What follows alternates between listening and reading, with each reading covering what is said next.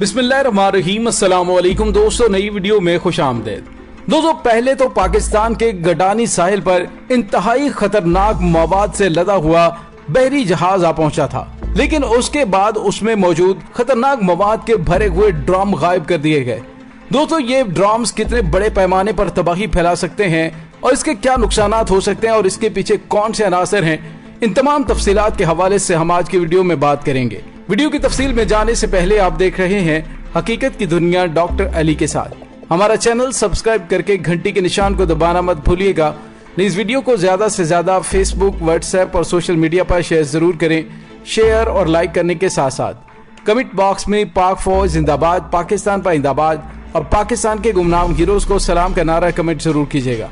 दोस्तों, पाकिस्तान के सूबा बलूचिस्तान के शहर कराची से मुत्तसिल साहिली इलाके गडानी में एक ऐसा जहाज आकर लंगर अंदाज हुआ जिसको आलमी कवानीन के मुताबिक पाकिस्तान में मौजूद नहीं होना चाहिए था।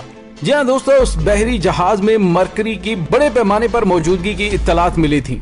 दोस्तों, उस मुश्तबा जहाज को बलूचिस्तान में माहौलियात के तहफ़्फ़ुज़ के सूबाई इदारे ने मुकम्मल तौर पर सील कर दिया था, क्योंकि उसमें खतरनाक मरकरी के होने का शुबा जाहिर किया जा रहा था। दोस्तों, यहाँ पे आपको ये बताते चलें कि नमूनों का टेस्ट और वजारत साइंस और टेक्नोलॉजी की लेबॉर्ट्री से करवाने का ऐलान किया गया और इस हवाले से वज़ीर आज़म पाकिस्तान इमरान खान की जानिब से अहकाम दिए गए और इदारे ने उस गोदी को सील कर दिया जहाँ जहाज लंगर अंदाज था। हुकाम ने शुबा जाहिर किया था कि उस बहरी जहाज में तेल के हमरा पारा नामी केमिकल भी मौजूद है। और दोस्तों, उससे कबल बैन-अल-अक़वामी सिक्योरिटी के निगरान इदारे इंटरपोल ने पाकिस्तान हुकूमत को एक खत तहरीर करके मुतनब्बे किया था कि मरकरी आलूद खाम तेल लेकर एक बहरी जहाज पाकिस्तान की तरफ आ रहा है, जिसको गडानी में तोड़ा जाएगा। दोस्तों, डिप्टी कमिश्नर लसबिल्ला ने उस मुश्तबा जहाज के लंगर अंदाज होने की तहकीकात करने का हुक्म जारी किया था, लेकिन अब जो खतरनाक खबर सामने आई है वो ये है कि गडानी में बहरी जहाज से निकाले गए मवाद से भरे ड्रमों को मौके से गायब कर दिया गया है। साहिल पर बिल्डोज चलाकर सबूत भी खत्म कर दिए गए हैं। इजाजत के बगैर पाकिस्तानी सरहद में दाखिल होने वाले खतरनाक मवाद से लदे बहरी जहाज से मुतल्लिक इंक्वायरी खटाई में पड़ने का खदशा है। दोस्तों, भारत और बांग्लादेश के इनकार के बाद खतरनाक मवाद से लदा बहरी जहाज, जिसका नाम बदला गया, वो गडानी क्यों और कैसे पहुंचा, किसकी मदद से पहुंचा और उसे रोकना किसकी जिम्मेदारी थी, इन सवालों के जवाब जानने और जिम्मेदारी के तयन के लिए director general port and shipping की सदारत में इंक्वायरी कमेटी का इजलास कराची में होगा। दूसरी जानिब गडानी में खड़े ऑयल टैंकर से खतरनाक मवाद गायब करने और सबूत मिटाने की इत्तलात मिली है। बलूचिस्तान हुकूमत का गडानी में केमिकल मवाद से भरे जहाज से मुतल्लिक इंक्वायरी का हुक्म भारतीय और बांग्लादेशी शिप ब्रेकिंग इंडस्ट्री के इनकार का साफ मतलब यही था कि बहरी जहाज पर लदा हुआ मवाद माहौलियात और इंसानी सेहत के लिए खतरनाक है। इंटरपोल ने भी खबरदार किया था, लेकिन ऑयल टैंकर एमटी चेरिश नाम बदलकर पाकिस्तान और फिर 30 अप्रैल को गडानी पहुंचा था। दोस्तों, नेशनल और इंटरनेशनल मीडिया पर जब इसके बारे में खबरें दी गयी, तब इसका आला तरीन सतह पर नोटिस लिया गया और वफाकी वजीर जहाज रानी अली जैदी ने वजीर आजम को तहकीकात का यकीन दिलाया। वफाकी और बलूचिस्तान हुकूमत की दो अलग अलग इंक्वायरी रिपोर्ट्स बुध को कराची में director general port and shipping की सदारत में होने वाले इजलास में पेश की जाएंगी। और दोस्तों, इजलास में बलूचिस्तान के सेक्रेटरी माहौलियात, PMS से नेवी, कस्टम्स, FIA और दीगर मुतल्लिका हुकाम के नुमाइंदे शरीक होंगे। और दूसरी जानिब तहकीकात के दौरान ही गडानी में मुतासरा ऑयल टैंकर से निकलने वाले मवाद से भरे हुए ड्रमों को गायब कर दिया गया है। साहिल पर बिल्डोजर चलाकर सबूतों को खत्म कर दिया गया है। और दोस्तों, यहाँ पे आपको ये बताते चलें कि चांसेस यही हैं कि EPA बलूचिस्तान के डायरेक्टर मोहम्मद खान और दीगर अफसरान इससे पहले भी जहाज के मालिक को खतरनाक मवाद निकालने और ऑयल टैंकर को काटने की इजाजत दे चुके थे। तहकीकात के दौरान EPA बलूचिस्तान के अफसरान अपनी मर्जी से इस प्लॉट को सील करते और सील खोलते रहे हैं जहाँ जहाज खड़ा था।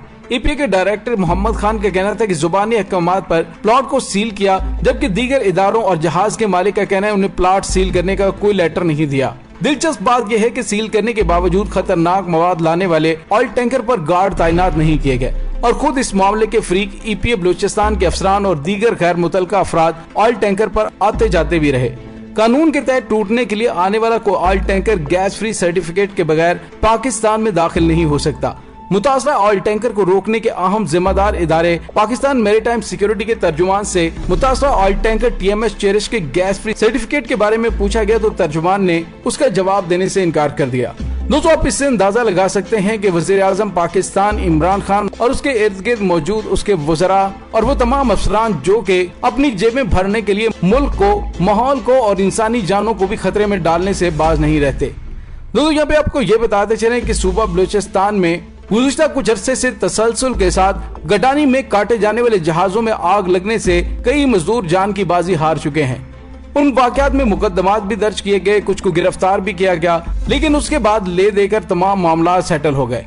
दोस्तों, गडानी में बहरी ऑयल टैंकर्स में आतिशज़दगी के वाकयात तवातर के साथ होते चले आ रहे हैं। इंसानी जानों के ज़िया के जिम्मेदार समुद्री सरहदों की हिफाजत पर तैनात इदारे ward of frontier, maritime security agency और कोस्ट गार्ड्स भी हैं। बहरी जहाजों के पाकिस्तान की समुद्री हुदूद में आने से कबल चेकिंग और क्लियरेंस का तरीकाकार वाज़े होना चाहिए ताकि किसी खतरनाक मवाद की आमद और तेल की स्मगलिंग को रोका जा सके।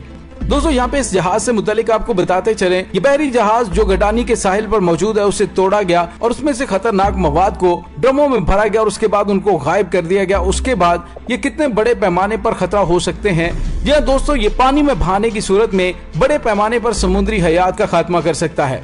इसके साथ ही अगर खुदा न खासा इस जहाज को काटने के दौरान कोई हादसा पेश आ जाता तो जिस तरह माजी में बड़े पैमाने पर मजदूर जल कर जाँ बहक हो गए थे, इसी तरह से अब भी वाकयात पेश आ सकते थे। दोस्तों, इस जहाज को बांग्लादेश और भारत में काटने से इनकार कर दिया था क्योंकि इसमें खतरनाक मवाद मौजूद था। लेकिन अभी इंक्वायरी कमेटी में पता चलेगा कि आखिर इसे पाकिस्तान तक पहुंचने में मदद फराहम करने में कौन कौन मुलविस हैं। उसके बाद जिम्मेदारान के खिलाफ कार्रवाई अमल में लाई जाएगी।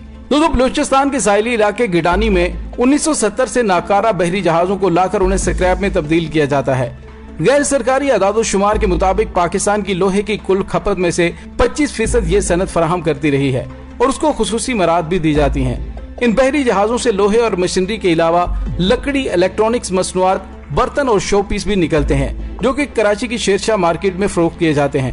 जहाजों की कटाई का ये काम खतरनाक समझा जाता है, जिसमें आग लगने से लेकर लोहे की चादरों के साथ हादसा पेश आते रहते हैं। वहाँ पर 2016 में एक ऑयल टैंकर में आग भड़क उठी थी, जिसके नतीजे में 26 मजदूर हलाक और 50 से ज्यादा जख्मी हो गए थे। दोस्तों, जिस जहाज के बारे में हम बात कर रहे हैं, ये बहरी जहाज आखिरी बार इंडोनेशिया में मौजूद था और 2018 में उसको नाकारा करार दिया गया था। शिप ब्रेकिंग प्लेटफॉर्म नामी तंजीम के मुताबिक ये जहाज बांग्लादेश में शिप ब्रेकर को फरोख्त किया गया। उसमें 1000 ton slop oil, 500 ton oil water और 60 टन सलेज मौजूद थे।